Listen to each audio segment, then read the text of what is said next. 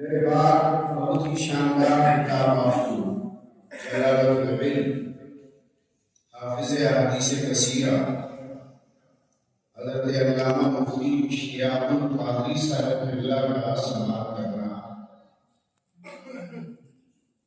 بیچ میں جیسا پروگرام ہوگا وہ بھی آپ کو سننا ہے۔ درود پاک و پڑھیے اللہم صلی علی مولانا محمد وآلہ وصحبہ وبارک وسلم۔ معزز حاضرین، ہم ہیں مسلمان، بندے ہیں خدا کے، امتی ہے رسول اللہ کی۔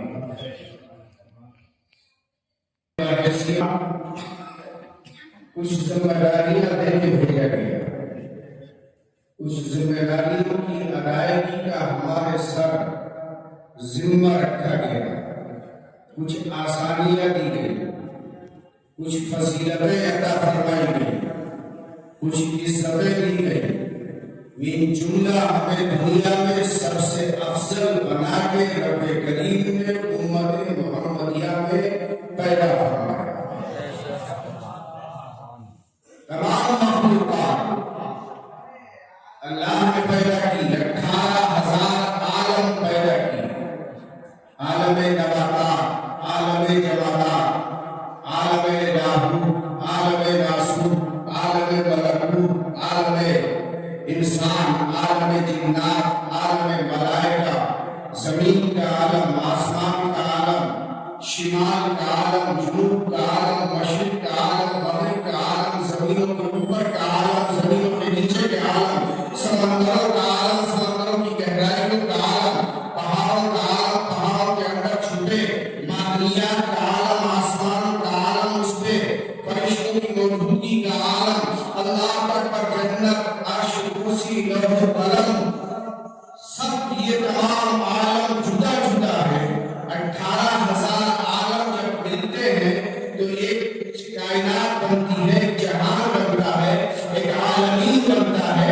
اور ان 18,000 عالموں میں سب سے افضل اللہ نے کسی کو بنایا تو انسان کو بنایا۔ اللہ تعالیٰ نے انسان کو سب سے افضل پیدا فرمایا، سب سے عزت دار پیدا فرمایا، اسے لقب کرنا بنی آدم کا تاج عظیم دے کے پیدا فرمایا، اسے لقب خلق احسن فی احسن تقویم کی بنیادوں پہ اٹھایا گیا، اور اسے علم و دانش کا سلیقہ دیا گیا، عقل و قدرت و شعور دیا گیا، اسے آداب زندگی دی گئے، اسے آداب زندگی عطا کیے گئے، اسے شعور بندگی عطا کیے گئے، اسے اٹھنے بیٹھنے کا سلیقہ دیا گیا، چلنے پھرنے کا سلیقہ دیا گیا، اسے زندگی گزارنے کا شعور بخشا گیا۔ اور جب یہ شعور سے ملا تو اس سے امید رکھی گئی، اس میں بنیادی ضرورت کا حکم دیا گیا کہ اب تمہیں اتنی فضیلتیں ہم نے دی ہیں، اتنی عزتیں ہم نے دی ہیں، اب تمہاری ذمہ داری ہے کہ تم اپنے پروردگار کے سچے بندے بنو، تم اپنے پروردگار کی اطاعت و بندگی میں، اس کی فرمانبرداری میں لگے رہو۔ اللہ جو تم سے چاہتا ہے وہ پروردگار عالم کے حکم کے مطابق پورا کرو۔ تمہیں عزت دی گئی ہے، تمہیں عزتیں اپنی اللہ کے نام پر قربان کر دو۔ تمہیں صحت دی گئی ہے تو صحت اللہ کے نام پر قربان کر دو۔ تمہیں علم و ہنر دیا گیا ہے تو علم و ہنر خدا کے نام پر قربان کر دو۔ تمہیں شوقت دی گئی ہے تو اپنی شوقت خدا کے نام پر قربان کر دو۔ اللہ تعالیٰ نے حکم فرمایا اور ارشاد عالی وقار ہوتا ہے اپنے کریم کا، خدا قدیر و جبار کا، کہ اے لوگو، یہ زمین یہ آسمان، یہ سورج یہ ستارے، یہ چاند یہ کہکشاں، یہ زمین یہ آسمان، یہ پہاڑ و پر یہ خشک و تر، یہ لال و بہر یہ شمس و قمر، یہ وہاں یہ زمین و آسمان، سب ہم نے تمہارے لیے پیدا کیے ہیں۔ تو کب ہمیں پوچھو گے، کب ہماری بارگاہ میں آؤ گے، کب ہمیں ناموں میں برکت مانو گے، کب ہماری عبادت کرو گے، کب ہماری بارگاہ میں آ کے چھپو گے،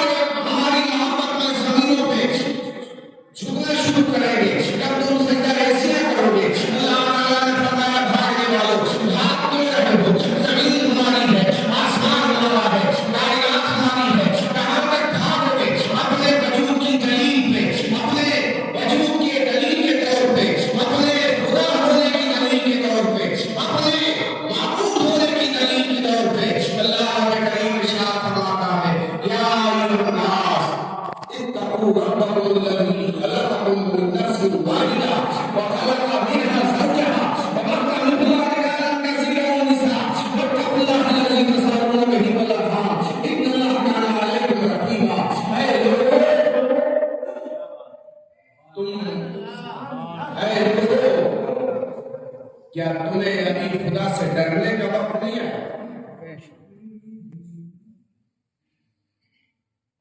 اے لوگوں، یہی کہا ہے مسلمان، یا ایھا الناس، اے لوگ، کیا ابھی تمہارے خدا سے قریب ہونے کا وقت نہیں آیا؟ یہ روزانہ نکلتا ہوا سورج، یہ ہوتی ہوئی شام، یہ ستاروں کی انجمن، یہ چاند اور سورج کی بدلیاں، یہ موسموں کی تبدیلیاں، یہ دن رات کا آنا جانا، یہ بڑھاپا، بچپنا، جوانی، شیخ خانگی، یہ علم و فضل، یہ تقویٰ و طہارت، یہ غریبی، امینی، صحت، تندرستی، یہ کمزوری، ناطاقتی، کیا تمہیں اب بھی اللہ کے ایک ہونے پر یقین نہیں ہے کہ وہی خدا ہے؟ یا ایھا الناس، اے لوگوں، اتقوا ربکم الذی خلقکم من نفس واحدہ، تم ڈرو اپنے پروردگار سے جس نے ایک جان سے تمہیں پیدا کیا، ایک جان سے پیدا کیا، من نفس واحدہ، ایک جان سے پیدا کیا۔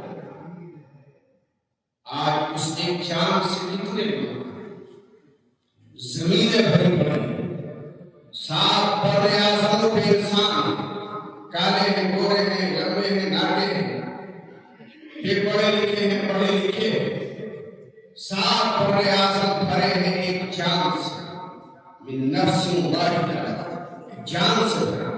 پھر فرماتا ہم نے اتنا ہی کیا، ایک جان سے تمہیں پیدا کیا، وَبَثَّ مِنْهُمَا رِجَالًا کثیرا ونساء، پھر ہم نے اس میں سے جوڑے ہیں بہت سے مردوں اور بہت سی عورتوں، جس سے امتحان چل رہا۔ اب جب یہ ذمہ داری آ گئی تو اب اللہ تعالیٰ فرماتا ہے کہ لوگوں، ہم نے تمہیں عزت و تکریم دی ہے، ہم نے تمہیں دنیا میں عزتدار بنایا، زردار بنایا، ماں باپ دے کے تمہارے اوپر اپنی چھتر چھایا کا سائبان عطا کیا، بیوی دے کے ہم نے تمہاری آغوش محبت کو پروان چڑھایا، تمہاری نسلوں کو آگے بڑھایا، بیٹا دے کر قوت بازو بنایا، بھائی دے کر تمہاری طاقت بڑھائی، بیٹی دے کر تمہاری غیرت کو ہم نے محفوظ کیا، بہن دے کے محبتوں کا تاج محل ہم نے تمہیں دیا۔ کیا تمہاری ذمہ داری نہیں ہے کہ تم اس خدا کی عبادت و بندگی کرو جس خدا نے تمہیں یہ سب نعمتیں دی؟ پروردگار، اب کیسے ہم ان نعمتوں پر شکر گزاری کریں؟ کوئی آئیڈیل ہو، کوئی نمونہ ہو، کسے دیکھ کے بندگی کریں، کسے دیکھ کے عبادت کریں، کسے دیکھ کے تجھے راضی کریں، کس کی زندگی دیکھ کر ہم تیرے دربار میں چھپنے کا سلیقہ سیکھیں؟ تو آواز آئی، لقد کان لکم فی رسول اللہ اسوۃ حسنہ، اے لوگوں، تمہارے لیے میرے نبی کی زندگی نمونہ عمل ہے، میرے نبی کی زندگی مشن راہ ہے، تمہیں کہیں اور جانا نہیں ہے، نبی کی زندگی دیکھو، آگے بڑھتے جاؤ، نبی کی زندگی دیکھو، عبادتوں کا قریہ پاتے جاؤ، نبی کی زندگی دیکھو، تجارتوں کا سلیقہ پاتے جاؤ، نبی کی زندگی دیکھو، بیٹی سے محبت کرنے کا سلیقہ سیکھتے جاؤ، نبی کی زندگی دیکھو، خاندان کیسے پروان چڑھتا ہے وہ سلیقہ اور شعور حاصل کرتے جاؤ، نبی کی زندگی دیکھو، ایک سربراہ کی حیثیت سے تو سربراہ ہی تمہیں نبی کی زندگی میں ملے گی، ایک محصول کی حیثیت سے تو مغلوبہ میں نبی کی زندگی کے سامنے تمہیں وہ اپنی پریشانیوں کا حل نظر آئے گا، دور قلبہ میں نبی کی زندگی دیکھو گے تو تمہیں اپنی سربلندیوں کا ایک حل نظر آئے گا۔ یہ ذمہ داری ہم تمہیں دے رہے ہیں، اب کرنا کیا ہے؟ فرمایا دن میں کماؤ، محنت سے کماؤ، سر کا پسینہ پاؤں کے آ جائے اتنا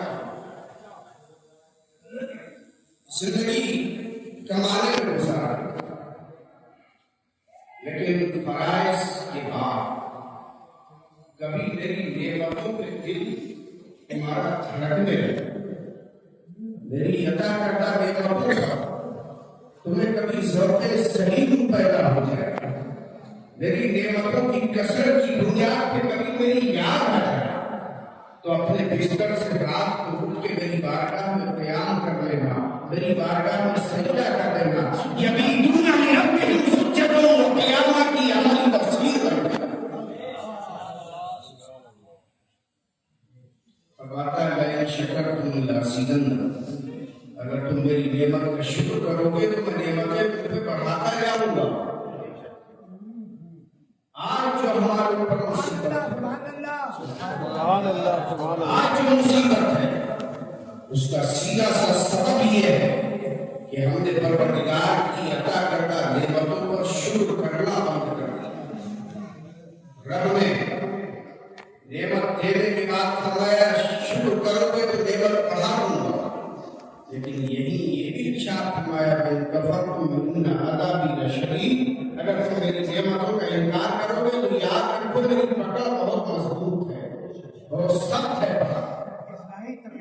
بیٹی دینے کے بعد غیرتوں کا تاج محل تعمیر کیا گیا، لیکن بیٹی کو آج ہم نے کہاں کھڑا کر دیا؟ بیٹا دے کے قوت باسو کیا گیا، لیکن آج بیٹے کو ہم نے کہاں لے جا کے کھڑا کیا؟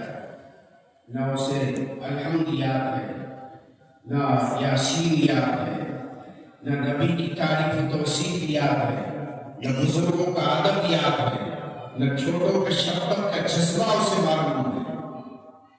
نتیجہ کیا ہوا؟ نتیجہ کیا ہوا کہ ہم نے فریڈم آزادی کے لالچ میں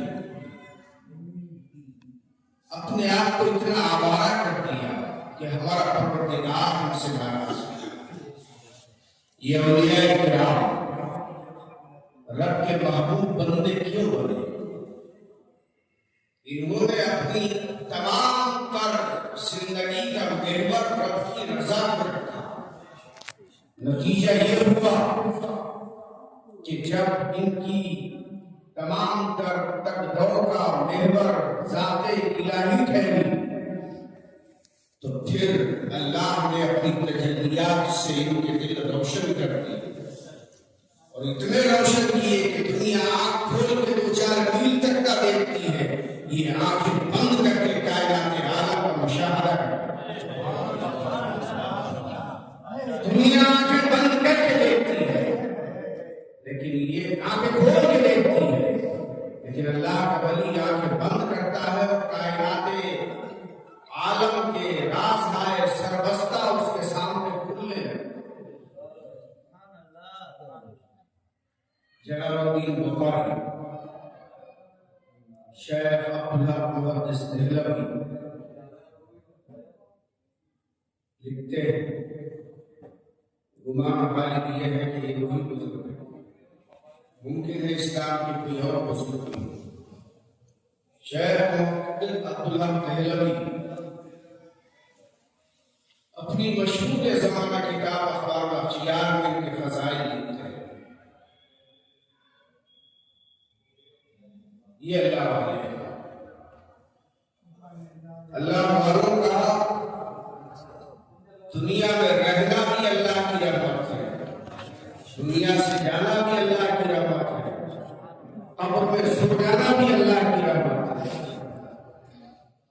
دنیا میں رہے تو خلق خدا کو فائدہ پہنچائے، دنیا سے جائے تو اپنی محبت کا چراغ خلق خدا کے سینوں میں جلا کے جائیں اور قبر میں سو جائیں تو اللہ کی رحمتیں برستی رہے، جانے والے آنے والوں کے اوپر رحمت برست و صاحب قبر کے لیے رہی ہے، مگر جو جاتے آتے ہیں ان پہ بھی اللہ کی رحمت برسنے لگتی ہے۔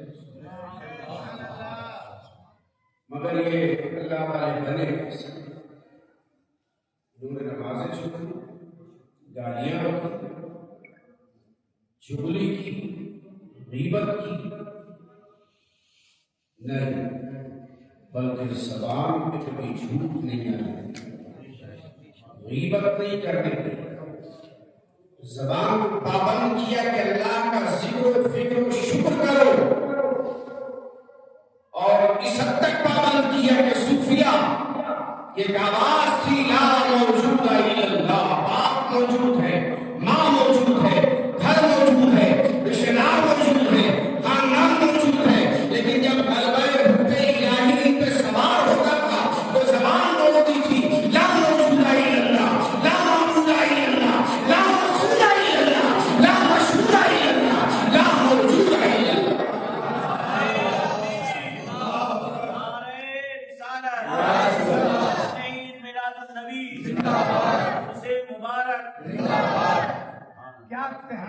زبانوں پر یہ تذکرے آتے ہیں تو اللہ ان کو مخلوق خدا کے دلوں میں جگہ عطا فرماتا ہے۔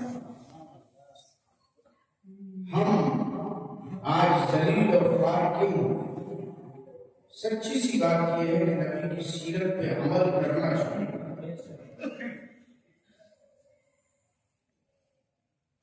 آج بیٹا ہے، بیٹی ہے، بھائی ہے، کنبہ ہے، خاندان ہے، ہمیں اس کے علاوہ کچھ دکھتا ہی نہیں۔ اسلام یہ کہتا ہے کہ تمہارے ہاتھ سے اور زبان سے کسی دوسرے مسلمان پر ظلم نہ ہونے پائے۔ اسلام کی ڈیفینیشن یہ کہتی ہے المسلم من سلم المسلمون من لسانہ ویدہ، مسلمان وہ ہے جس کی زبان سے، جس کے ہاتھ سے دوسرے مسلمان محفوظ ہے۔ آج ہماری زبان سے مسلمان محفوظ ہے، ہمارے ہاتھ سے مسلمان محفوظ ہے، ہماری بدنگاہی سے مسلمانوں کا گھر محفوظ ہے، ہماری چوری چکاری سے مسلمانوں کے گھر محفوظ ہے۔ تو ہمیں مسلمان کے گانے میں حق ہے۔ سچی بات یہ ہے کہ ہم اور آپ نہ جانے کون سی دنیا میں جیتے ہیں۔ مسجدیں تو ہم بنا لیتے ہیں لیکن نمازی کہاں ہیں؟ خانقاہیں ہم بنا لیتے ہیں لیکن لا موجودہ لا مقصودہ کا نعرہ لگانے والے خانقاہی کہاں؟ مدرسہ تو ہم بنا لیتے ہیں لیکن مدرسے میں پڑھنے والے اور پڑھ کر دین کی خدمت کرنے والے لوگ کہاں؟ دکان تو ہم سجا لیتے ہیں لیکن دکان پہ بیٹھ کے اسلامی طریقے پر کاروبار کرنے کا جو تاجر کو ہنر اور انداز آنا چاہیے وہ کہاں؟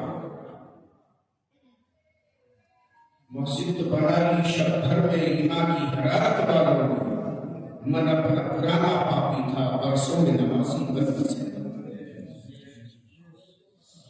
نمازی آدمی زبان پہ گالی، نمازی آدمی غیبت، نمازی آدمی مسلمان کی بے عزتی، نمازی آدمی چوری، کیسا نمازی ہے؟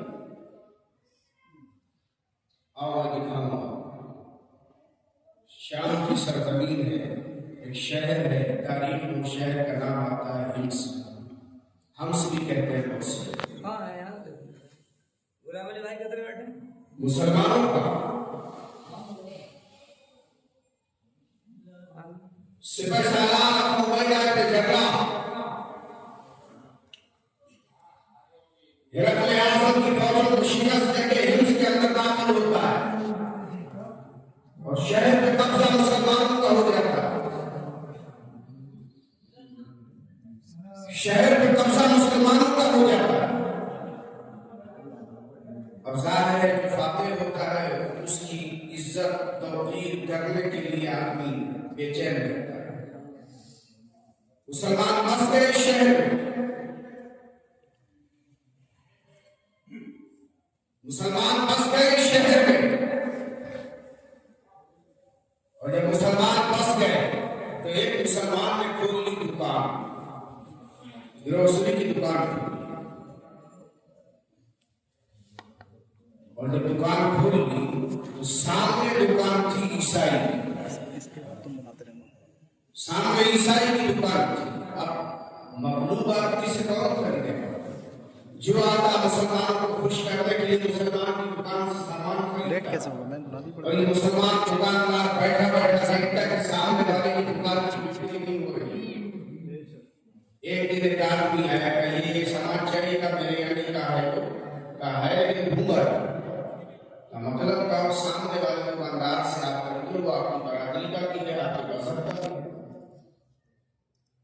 جب بالکل منع کر دیا مجبور ہو کے وہ گیا اس نے سامان خریدا اور سامان رکھ کے گھر سے آنے کے بعد دکان پہ آیا. پھر پوچھتا ہے کہ آپ کی بات کیا آپ ہم سے نفرت کرتے ہو؟ کہا نہیں اسلام نفرت نہیں سکھاتا. کہا پھر آپ نے مجھے سامان کیوں نہیں دیا؟ یا نہیں ہوتا تو کوئی بات نہیں تھی, ہونے کے بعد نہیں دیا مجھے سمجھ نہیں آیا. آپ نے میرے مذہب والے دکاندار کی طرف اشارہ کر دیا. تو انہوں نے کہا سنو بات یہ ہے کہ صبح سے اللہ نے میری دکان خوب چلائی. صبح سے اللہ نے میری دکان خوب چلائی. میرے بچوں کے کھانے پینے نان و شبینے کا انتظام اللہ نے بہتر طریقے سے کر دیا. میں دیکھ رہا ہوں کسی عیسائی دکاندار کی صبح سے دکانداری کوئی تک نہیں ہوئی. تو میں نے آپ کو بھیج دیا کہ آپ کچھ خریدو گے, اس سے کچھ بچت ہوگی, وہ اپنے بچوں کو کچھ کھلائے گا, اللہ کا وہ بھی بندہ. تو اس عیسائی نے کلمہ پڑھ لیا کہ جو اسلام اپنے تاجر کو اتنا اچھا اخلاق سکھاتا ہے اس کے نبی کا کردار کتنا شان. آج ہماری شہرت کیا ہے؟ تولے ہم ڈنڈی مار اچھا مال بنا کے بتا کے گھٹیا مال گراہک کو پکڑاتے. یہ ہماری شرافت ہے. طریقے مصطفیٰ کو چھوڑنا ہے وجہ بربادی. اسی سے قوم دنیا میں ہوئی ہے اقتدار کی.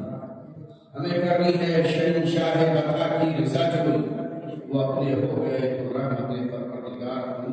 آنے چکے ایک اور جلسے میں جانا ہے اور لاہور خدمت کرتا آپ کی اور باقی جلسہ آپ کے ساتھ چلے گا. غالباً حجت العلم حضرت علامہ مفتی اشتیاق صاحب قبلہ مدثر الملتانی تشریف لا چکے ہیں. غالباً اس لیے کہہ رہا ہوں کہ نظر نہیں پڑی ہے لیکن ابھی بھیڑ لگ رہی تھی, شاید حضرت تشریف لے آئے ہیں. ان کا خطاب آپ کو سننا ہے اور آپ کی جیسا پروگرام آپ کی عرفان بھائی کی ذمہ داری میں ہے وہ انشاءاللہ چلے گا. آپ ہماری تقریر سنتے آئے ہیں,